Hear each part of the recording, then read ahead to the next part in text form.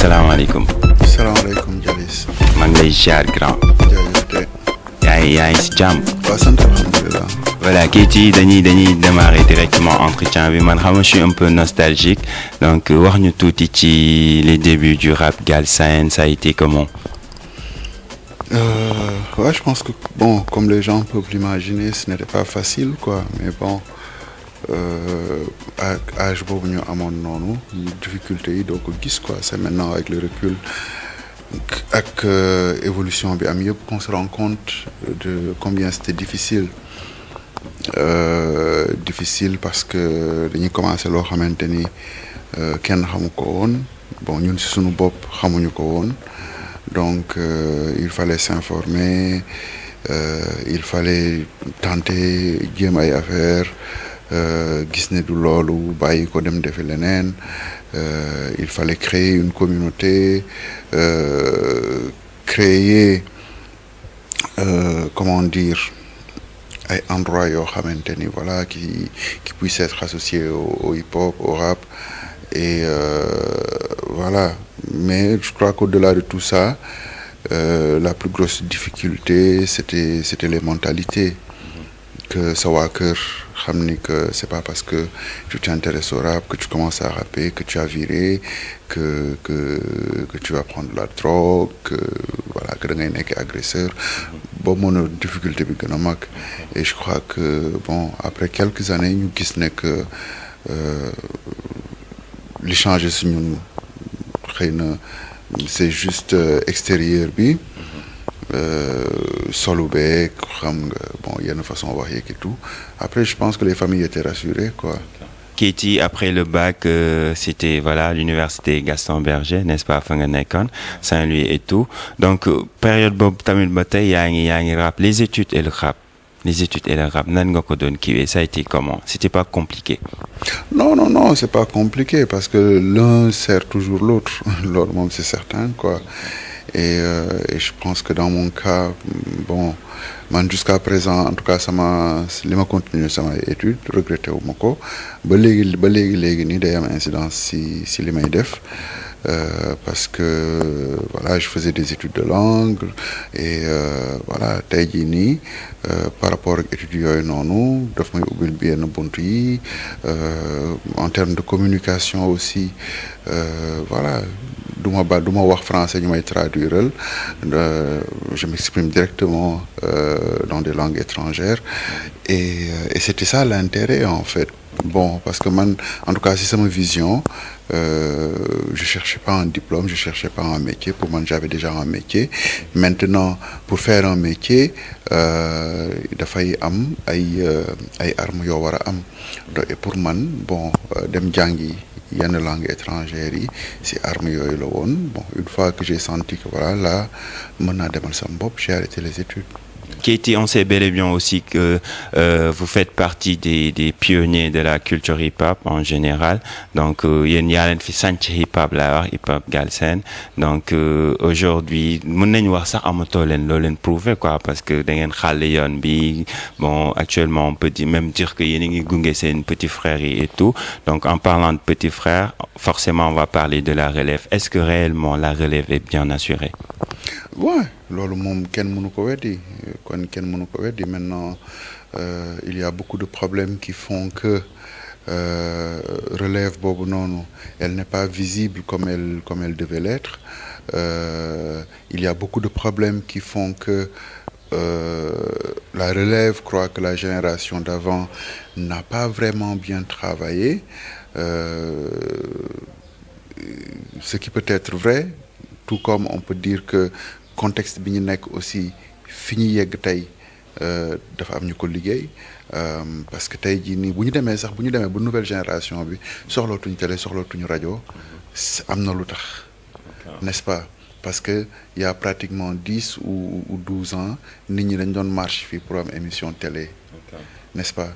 Tey la nouvelle génération lijjanti wuñu sax ndax am na émission hip-hop télé, parce que fi àdduna tollu mooy dañu nit ñi artistes yi dañuy libéré wu si télé ak rajo, n'est-ce pas?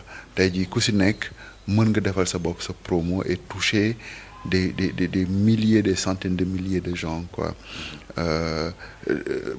Ben jamono pour nga gis studio boo xamante ne da ngay dem mu defaral la sa musique bopp sax c'était difficile. Tey je sais pas, il y a combien de boys yu tëju seen néeg di job ay affaires qui enregistrent, qui sortent des produits qualité musique bi, qualité sonore bi mën a dem à tous les niveaux.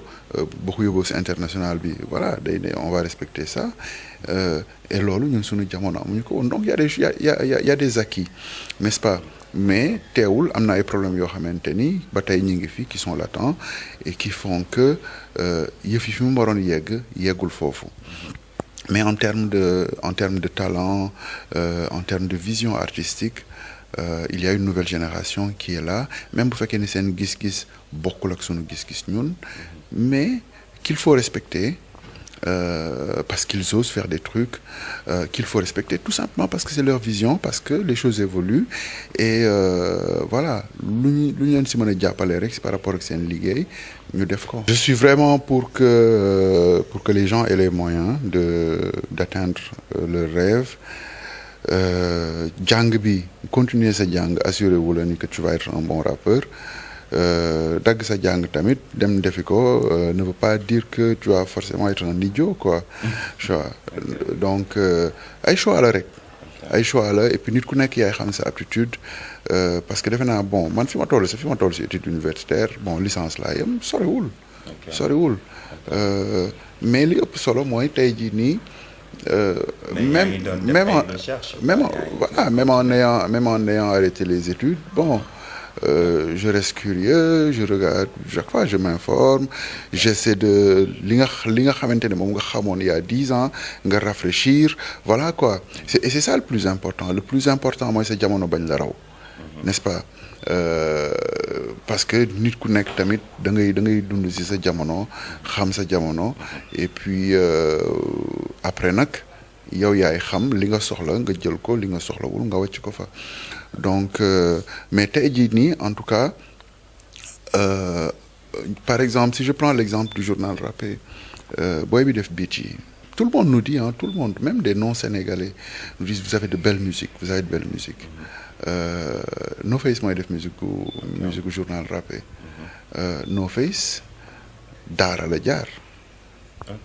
No Face bi mu laalee ordinateur c'est en 2007 lay jëkk a laal ordinateur. Xam nga. Et pourtant moi quand je le vois devant sa machine, quand je le vois manipuler sa machine, man si sama bopp je suis perdu. Je suis perdu. Donc li si am solo rek mooy loo bëgg ne man lii laa bëgg a jubal sama dund. Fexeel rek ba bokk ci ñi ci gën a ràññee loolu rek moo si am solo, quoi. Et que si domaine boobu bu ñu la fa fekkee, parce que si loolu nga spécialisé wu, domaine boobu bu ñu la fa fekkee boo demee université, boo demee école de formation ou pas, luñ la si laaj nga mën a tontu ne man kat lii nii laa koy defee pour am qualité bii nii, loolu moo si am solo. Voilà, justement, on parle toujours de la musique, on parle toujours du rap, mais au fait Sénégal dañuy faral di dégg gars yi ñuy wax lu bëri artistes yi surtout que la musique ne nourrit pas son homme. Keyti, hormis le rap, hormis la musique, est-ce qu'il a d'autres activités par exemple, si yeneen affaire yi muy yëngu quoi, hormis le rap? Ah man musique rek laay yëngu bon musique nag xam nga par exemple dañ ne nga jëlee AMS association des métiers de la musique donc musique du rek yéeg ci scène bi jël micro wala nga dem studio rek enregistrer. Donc tey jii nii bon il y a très peu d'artistes, très peu de musiciens qui vivent exclusivement des rentes de leur musique. Il y en a très peu. Par contre, quand on se diversifie et que voilà, au-delà de bind ay texte, jël micro wala dem sur scène, on fait d'autres choses qui sont autour de la musique. On peut arriver à vivre de ça. Je veux dire l'industrie musicale sénégalaise, parce qu'il y a une industrie, bon nit ñu bëri boo waxee ñu ne la industrie amu fi, il y a une industrie, c'est une industrie sénégalaise. N'est-ce pas? Parce que nit ñi ñoom bon boo nee industrie rek ñu commencé xool Kaanaba wala commencé xool Kaaw, mais économie yi bokkul, formation yi bokkul, marché yi bokkul.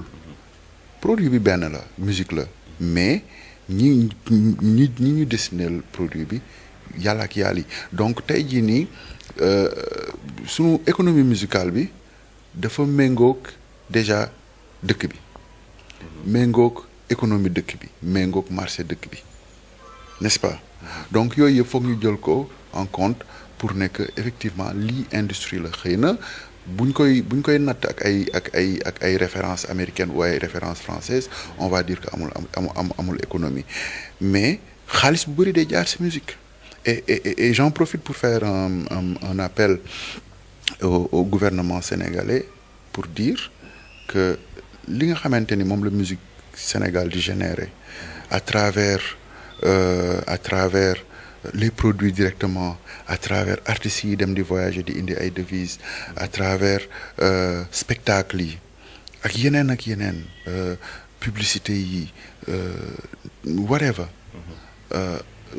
xaalis bu bëri la mais état bi daf ko soofantal te pourtant am na foo xamante ne état bi mi ngi fay dugal dooleem di fa dugal xam-xamam te indiwul xaalis bi musique bi di indi xaalis bi culture bi di indi mais nag lenn dafa am mooy xaalis boobu noonu bu ci état bi bëggee wàllam parce que état bi daf ci am wàllam bu ci état bi bëggee wàllam il faut état bi tamit tegal ñu cadre boo xamante ni voilà artiste bu ci nekk di nga ne man di nga mën ne man kat état bi mi ngi may protéger état bi kat mi ngi jéem a assainir sama environnement ba ma mën a liggéey ba ma mën a gagner xaalis ba ma mën a employer ay nit mais bu fekkee ne état bi defal la loolu yëpp bon il est très difficile benn instant ñu ñëw tegal la ne la ay taxes ne la il faut nga fay taxes yi nii rek nga génne fay parce que sentiroo état bi sentiroo présence état bi ci sa liggéey xam nga donc nañu réfléchir ci loolu et j'ai foi que avec la nouvelle société de gestion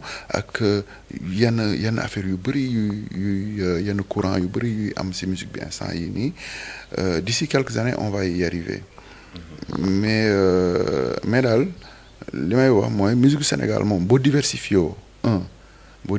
et puis nga organiser mën nga ci yor kër xëy na nag doo ci nekk multimilliardaire mais di nga ci dund bu décent quoi. Voilà, justement, c'était avant ci hip-hop bi, c'était New Tier Rapadio, après New Tier Rapadio seulement avec Keyti, Degiba et Daddy Bibson. Donc après Rapadio, Keyti en solo, proposé nga benn album bu tudd Jóg ak Daanu. Donc jot a def aussi benn album featuring xaw ma nu mu ko mën a tuddee Dakar All Star. Donc def ay featuring yu bëri. Aujourd'hui ba tey gaa ñi xaar album Keyti album moom kañ fu mu toll ak kañ lay génn. waaw kañ lay génn loolu bon c'est une autre histoire fu mu toll c'est vrai que j'ai commencé à plusieurs reprises à travailler sur ce projet ça fait des années maintenant j'ai enregistré après xam nga sotti ci disque dur yi fàtte ko après j'étais pris dans d'autres trucs je reviens je réécoute je me dis non c'est dépassé il faut me defaat leneen bon benn instant aussi voilà tu te dis j'ai d'autres priorités et puis bon rap bi ak ni mu changé musique bi sax ni mu changé bon tu te dis instant yi nii peut-être neneen laa war a fonctionner xam nga bon ay phase la daal ay phase moment yi nii maa ngi phase boo xamante ni je me dis ouais mais bon écoute un album aussi quoi pourquoi pas donc et là bon on a réactivé le projet depuis maintenant 6 mois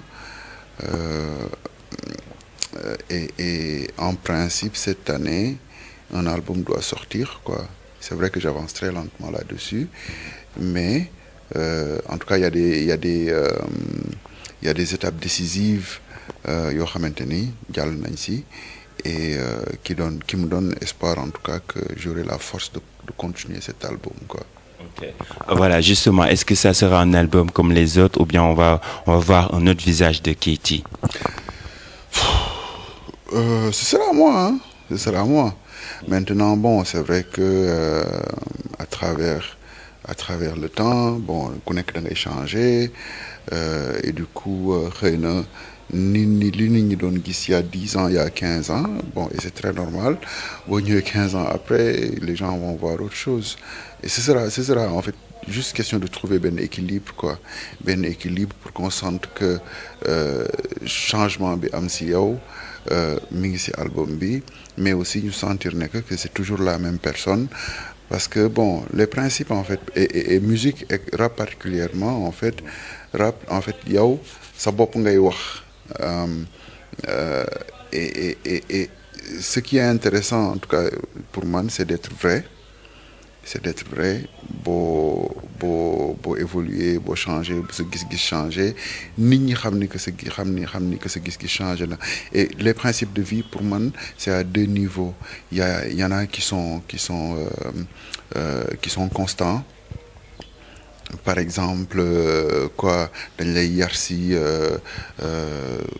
bul soxoree nit dañ lay yar si yaatul dañ lay yar si bul tuutal nit yooyu c'est des trucs yoo xamante ne da nga koy yóbbaale à vie da nga ko war a yóbbaale à vie foo mënti nekk si àdduna bi ak koo mënti nekkal si àdduna bi et puis y en a d'autres qui sont circonstanciels tu vois tey nga gisee nii xëy na nga dox une semaine un mois un an àdduna jàngal la leneen sa gis-gis soppeeku n'est-ce pas donc li ëpp solo rek mooy nga mën a am équilibre waxuma sax en tant qu'artiste mais en tant que nit nga mën a am équilibre si ñaar yooyu noonu bul bàyyi tes principes de vie yóbbu la nga figé trop ba doo flexible mais tamit bul flexible trop topp circonstanciel bi rek ba fàttee ne que sa dund am na si lu mu war a lalu quoi